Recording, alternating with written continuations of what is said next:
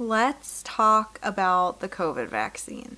I have been a parent for almost 7 years now, and I've been through 4 pregnancies, and this has been by far, hands down, unquestionably the hardest parenting decision that I have ever had to make to date. With this being my 4th pregnancy, I guess you could say I'm kind of a seasoned pro, if you want to, but this has been all new territory and has made me feel like a first-time mom again. At this point, no amount of research, no amount of discussion with medical professionals, no amount of discussion with loved ones about their opinions, no amount of fretting, no amount of stress, no amount of prayer can possibly prepare you for the feeling of going to get your vaccine, being told that there is no proven safety data available for yourself or, more importantly, your baby,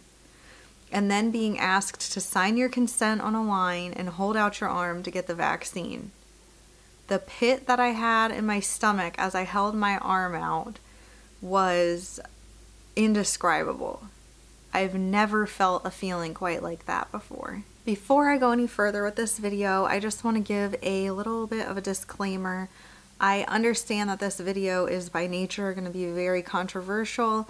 I'm not making it to try to persuade you one way or another. Please know that.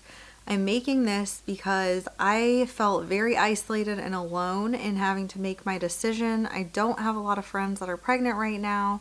I talked to a handful of other pregnant people that I know, but overall the decision just feels very heavy and isolating. So I want to explain my experience for other women that may be faced with a similar decision and are just looking for the not necessarily even opinions, but just experiences of other people so that they can make the most informed decision and the best decision for themselves. I want to make it very clear that I don't judge you either way, whether you decided to get the vaccine, whether you decided not to get the vaccine, whether you're pregnant, breastfeeding, not pregnant at all. I don't judge you. I think at this point in the pandemic, and in the stage we're at with the vaccine, there isn't a right or wrong answer.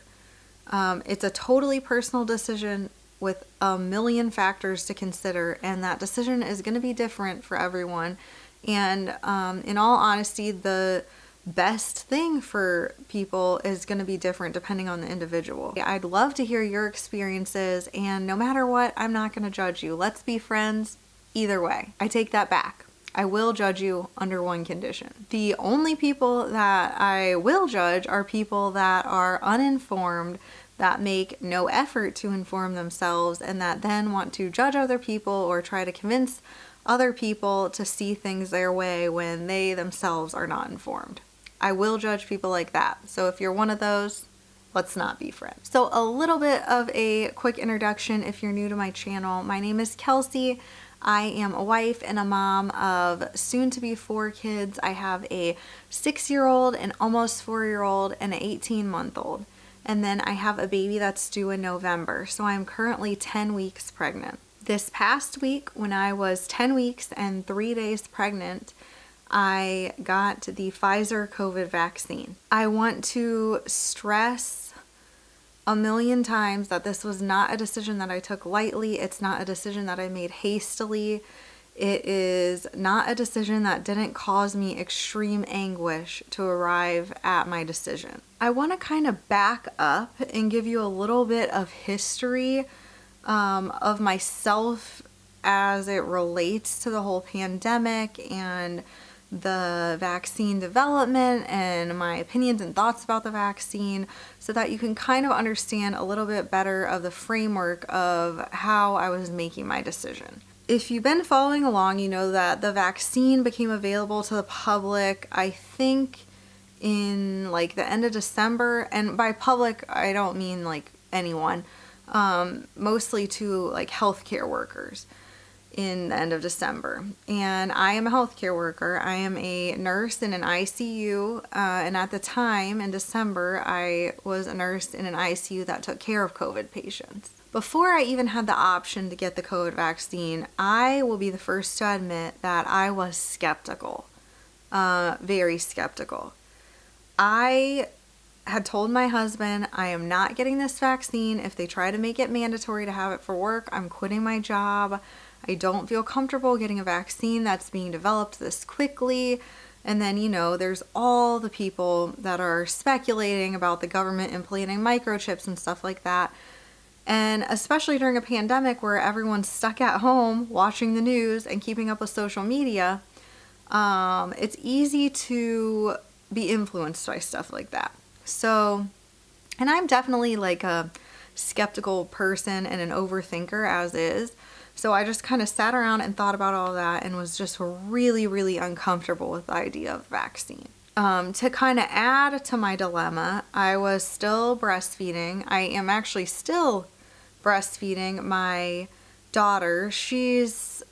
I think I said 18 months earlier, but she'll be 2 in August, so a little over 18 months old. But definitely still nursing a few times a day. And that also really freaked me out with the vaccine because I didn't know how that would affect her. I also worried, as someone that struggled with PCOS and some infertility issues, about how the vaccine could potentially affect fertility, and was really uncomfortable knowing that we still might want to add another baby to our family with getting the vaccine without knowing how that would affect things. To complicate things even more, when the vaccine became available to healthcare workers in December, I had just recovered from having COVID. I think it was the week of Thanksgiving, so the last week in November of 2020, that I started having COVID symptoms and got tested. So at the time, there was some debate about whether or not you should get the vaccine right after having it or whether you should wait 90 days. And even though I was told it would be fine for me to get it, I was nervous for all the reasons that I just listed, and I decided for now I'm just going to wait. I don't feel comfortable getting it. So I did not get it in December when I could have gotten it. If you watched my previous videos at all, you know that I wasn't really... my husband and I had just started not preventing pregnancy when I got pregnant, basically the first week that we decided that. So I wasn't really anticipating being pregnant so quickly. And at that point, I was really keeping up with the research that was available and really starting to lean towards getting the vaccine. Although I was still a little bit worried about the impact on fertility, I was getting more and more nervous about getting COVID again. And so I had kind of made up my mind that I was going to get it in the next month or so, whenever I had the opportunity, because at that time they hadn't quite opened it up to the public yet, so I had to wait until they had clinics for healthcare workers to be able to get it. So I was thinking about getting it then. At that point, I'd done more research, like I said, and I felt a lot more comfortable with getting it while I was nursing because they had shown that babies were getting antibodies from their moms that got the vaccine, and I just felt a lot more comfortable. So fast forward, then I found out I was pregnant a week or two before I was going to go get the vaccine. And that threw a wrench into things because then I had a whole new other factor to consider. And I was really freaked out because, the vaccine hasn't been around long enough to really have a clear idea of the impact of it on pregnancy, on the baby. So I decided I'm not going to get it for now. Maybe I'll get it in the 3rd trimester because then the baby could get the antibodies, but that'll give me another 6-7 months to kind of see how things are panning out, see how other women that are getting it are doing and how their babies are, have them have maybe a little more safety data available, and then I'll decide in my 3rd trimester if I want to get it. And so that was kind of where I was at, although I was still very nervous about getting COVID again. I had a pretty mild case of COVID. Really, my whole family that ended up getting it had mild cases. But I lost my taste and smell. I've talked about that in a previous video. And I still don't feel like my taste and smell is back to 100% what it was before COVID. And the thought of losing that again and potentially having like permanent loss of that is terrifying to me. And I know in the grand scheme of COVID and everything that you can have as a long-term complication from it, the taste and smell, yeah, it's a bummer, but it's not life-threatening or anything. And so that's probably kind of selfish to say, but that was one of the big reasons that I was worried about getting it again. And so with that in mind, I was getting more and more and more nervous about getting it. And the further out that I got from having it, the more I worried that my natural immunity would kind of fade and I would get it again. And then this spring, I think the case numbers have been climbing. I know at my hospital, we've definitely been seeing kind of another spike in cases, and my anxiety was just getting more and more and more. So when I had my first OB appointment at 7 weeks pregnant, I talked to him and asked what his opinion was. And he recommended, before we even talked about it much at all, he said, just get it as soon as you can. And I said, I'm really nervous about getting it in the 1st trimester because I was just so nervous. I know in the 1st trimester, everything is just so sensitive and fragile, and all these major organ systems and things are developing. And that just really freaked me out without having long-term safety data. Then he asked if I'd had COVID, and when he heard that I'd had it in November, he said, well, you probably already have some immunity left over from that. So in that case, I'm comfortable with you waiting until 12 weeks at the end of the 1st trimester to get it. So that's what I had decided. He also recommended at that time that I get the Johnson & Johnson vaccine because it was kind of the more like traditional technology that doesn't use the mRNA technology that the Pfizer and Moderna used, and I guess the technology that's used by the Johnson & Johnson vaccine is similar to some other vaccines that have been used in pregnant people and have been shown to be safe in pregnant people in the past.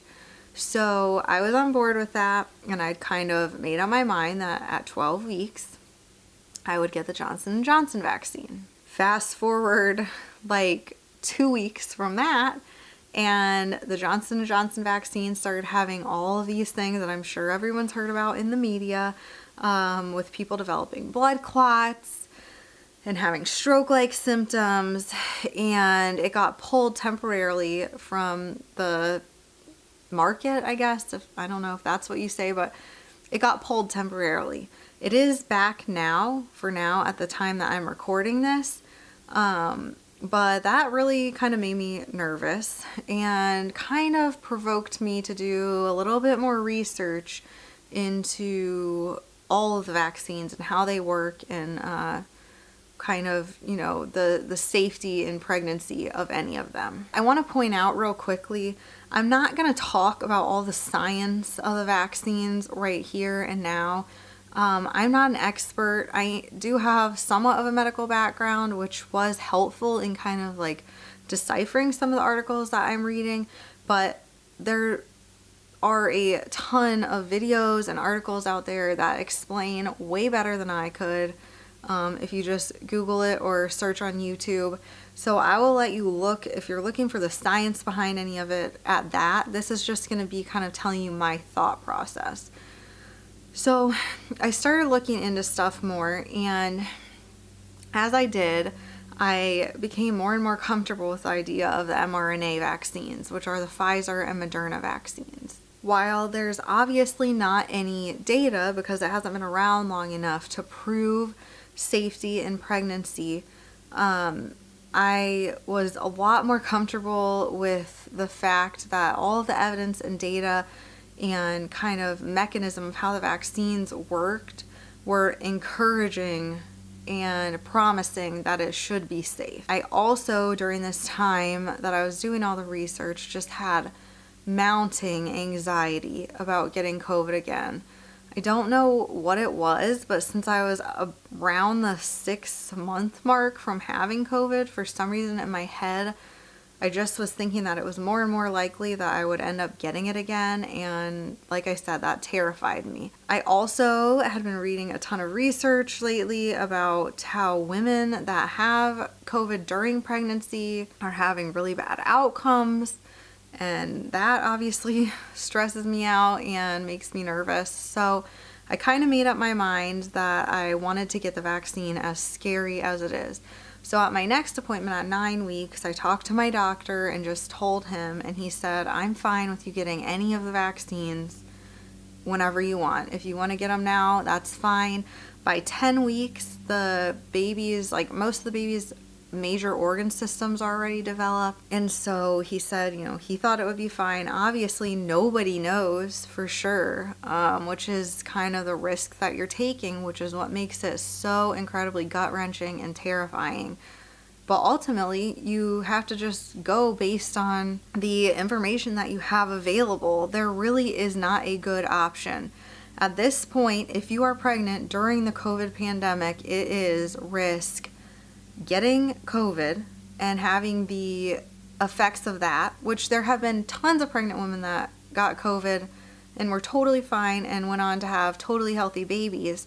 But there's also a significant number of pregnant women that have had horrible outcomes or even died from having it, and we still don't know the long-term effects on the babies of women that have had COVID. Like maybe there could be long-term effects of just the COVID virus on babies that, were subjected to it when they were pregnant. So there's that, weighed with a unknown vaccine that could cause long-term problems. So really either way, you're taking a risk, right? You're taking a risk of potentially getting COVID and having really bad outcomes, or potentially taking a vaccine that may or may not have safety issues. And so you're kind of screwed no matter what it feels like.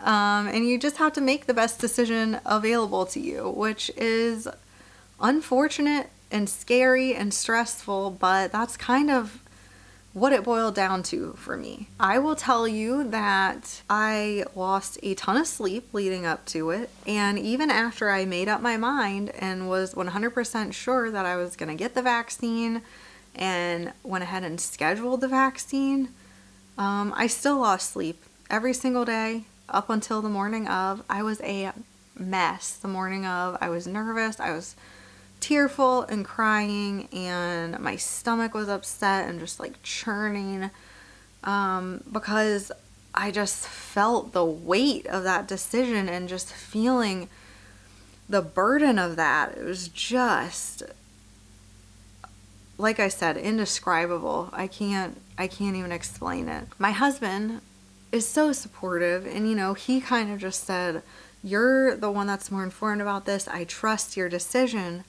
And we talked about it at length, but ultimately he left the decision up to me, and that's a lot of weight, because then if something ends up wrong with our baby, I will always wonder if my decision to have the vaccine permanently altered their life. And that is a huge burden for a mom. But unfortunately, like I said, it's a necessary one right now. When I called to schedule the appointment, they had to read me a whole spiel about how the safety hasn't been determined and you could be putting yourself and your baby at risk. And that just it's like shove the knife in and twist it a little more, I've already fretted about this and thought about it to no end. And then to have that where you have to verbally acknowledge that all of that and you still want it is tough. So I had to do that. And then when I showed up to get the vaccine, the process was actually very easy, not really intimidating at all, aside from just the emotions of it. But you have to sign a whole nother form releasing liability to to the drug companies and just acknowledging again that, it's experimental and that safety hasn't been proven. But yeah, then they gave me the vaccine and it was fine. It didn't even hurt, honestly, when they gave me the shot. My arm was sore afterwards, but other than that, I felt okay. That night, I felt a little bit just worn out, I guess, but that could just be from pregnancy too, or even like in my head. So other than that, I felt fine. I'm 2 days out now and I still feel fine. I actually used my Doppler last night to listen to the baby's heartbeat just for reassurance, and I found it right away. It was easy to hear and sounded really strong. So that did provide some reassurance. I want to quickly just talk about kind of the pros and cons list that I made, just to kind of lay it out a little bit more clearly. Obviously, the biggest con is just no long-term data available on the safety of it. As far as I kind of listed on my list, there was kind of like 3 categories that I worried about of risk. I worried about miscarriage, I worried about physical birth defects, and I worried about developmental delays to the baby down the road. The miscarriage one, because I was already 10 weeks, I wasn't as nervous about. There's been a lot of women that have gotten it in their first trimester, some before they even knew they were pregnant, that were totally fine. I haven't really read about women that had a miscarriage immediately following. I'm not saying that it hasn't happened. I'm sure it probably has. But the reality is that miscarriage in the first trimester is pretty common anyway, so to be able to prove that it was ever related would be difficult. So I kind of felt okay about that risk, because I think there's been enough pregnant women that have had it that haven't had issues after, that can kind of be, I don't want to say ruled out, but the fear of that can be lessened a little bit at this point. So then there is the issue of like physical birth defects. Will the baby end up with heart defects, missing an arm, with 3 extra arms? And that's valid as well. But once again, I think there's been enough women, most of the women that had the vaccine in their first trimester haven't even delivered their babies yet, because it hasn't been around long enough. But most of those women that have had it, or a lot of women that have had it in their first trimester kind of early on, have had their anatomy scans and ultrasounds to show that their babies look totally healthy now. So again, that fear was kind of lessened because of that for me. So really, I think the biggest thing and fear that I had, and still have to some degree, is that whole issue of like developmental delays. Will this cause autism or something like that? I know everyone always throws out autism as the first thing, but it could be any array of things. And ultimately, this is what I decided. We don't know that. We never will know that. I mean, we will, but it's going to be a long time. We're not going to know that before the end of my pregnancy. So you have to just use what you have to work with. I read a lot of things that were encouraging, that just said the mRNA vaccines do not cross the placenta and get to the baby. Just the antibodies get to the baby. Also, it's not like a medication that you're taking every single day. Like historically, when you hear about babies having birth defects from things that they were exposed to in utero, most of the time it's from things like medicine that was taken daily that kind of like built up and had an effect on the baby. This is just like a 2-dose thing.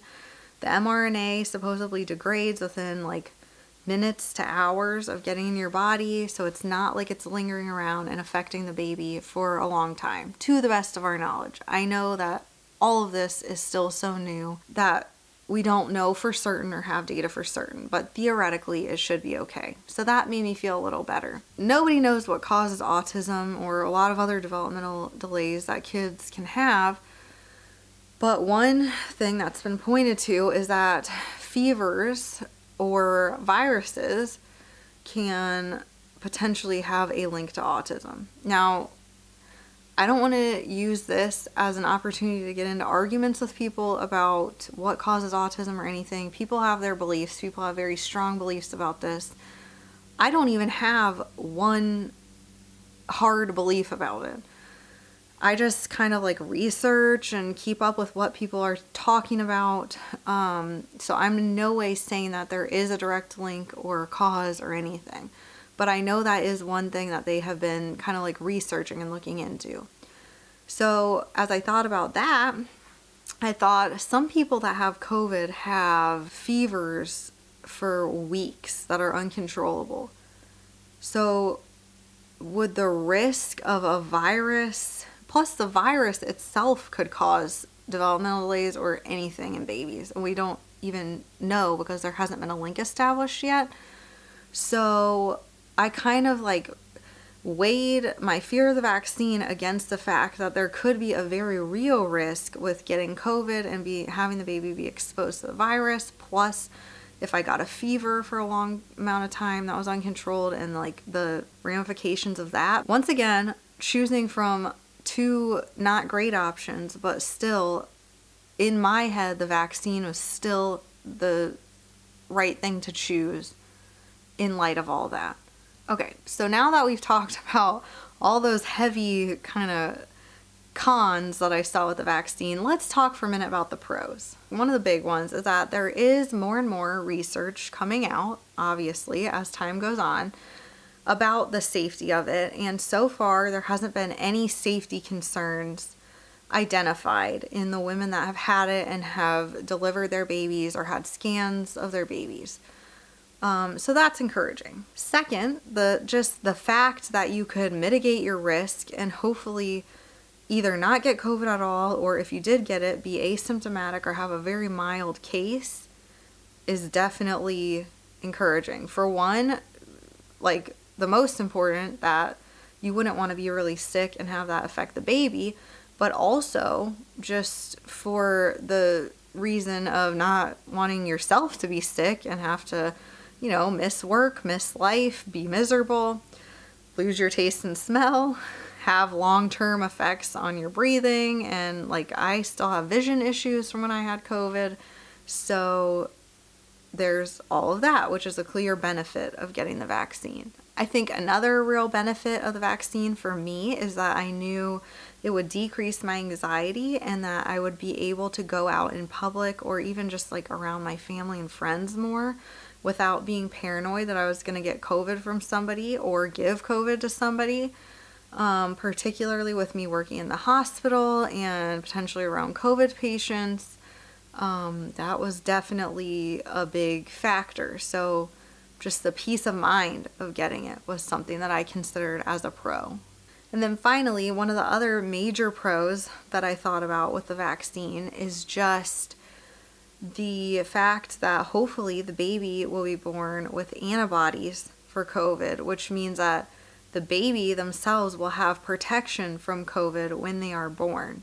And that is big. I know, thankfully, COVID has not affected kids and babies as much as adults, and I'm just so thankful for that because that does help lessen the anxiety.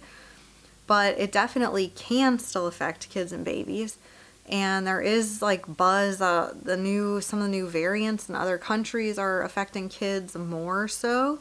So that's always going to be in the back of my mind and a concern. So just knowing that by getting the vaccine, I could potentially be giving antibodies to the baby when they're born to protect them is definitely a pro in my book. There isn't a lot of research yet about how long those antibodies last. So for women that have the vaccine in their first trimester, it remains to be seen if the babies will be born with the antibodies or if it's just too far ahead of time that the babies will no longer have the antibodies by the time that they're born. So I'm definitely curious to keep watching the research on that. I know I just saw a study that came out, I think yesterday, where 99% of babies whose moms had both of the Pfizer and Moderna vaccines during their pregnancy, 99% of them were born with antibodies. But I think they only studied like late second and third trimester moms because of the timeline of the study. So that's really encouraging. But yeah, like I said, there still needs to be more research about first trimester. But either way, even if it is too early for my baby to have the antibodies, still the protection for me and my baby while my baby is in my belly growing, to have that protection for the next 6 months or 7 months of my pregnancy is huge and still like a no-brainer to me. So I think that's about all of the kind of pros and cons that I was considering as I made the decision. Again, this was not an easy decision. I can honestly say that I have had a ton of peace since I got it. I do feel like I made the right decision for me. It's still scary, and I would be lying if I said, I don't have in the back of my head constantly still like, what if something happens? Well, I always blame myself. Like, I'm still kind of on pins and needles about it, but I do have peace that I made the best decision for me and my baby with the available information and in light of our circumstance. I hope that this is helpful to you guys. I hope that it doesn't cause you even more stress. That was definitely not my intention. Once again, no matter what you decide, as long as you are looking at all the research and making an informed decision for you and your baby, I don't think there's a wrong decision. And I just hope that this kind of helped, if nothing else, to show you that you're not alone. There's other women going through this. If you have any questions for me about my decision-making process, please reach out, either private message me or leave a comment down below. Like I said, I'm not an expert on this. I can't necessarily answer scientific questions or give you like a hard, fast recommendation, but I'm happy to talk through some of this with anyone or just share more about my thought processes or answer questions about my thought processes. So please let me know. Also, just introduce yourself down below. Let me know what decision you made or what factors you considered. Maybe you had other factors that I hadn't thought about. But yeah, if you're interested in following along with my pregnancy journey, be sure to check out my other videos. I just want to thank you so much if you've made it to the end of this video for watching. I know this was a long one and a heavy one, but as uncomfortable and stressful as it is to talk about, I definitely think that it's necessary. So thank you for watching, and I hope to see you soon. Bye.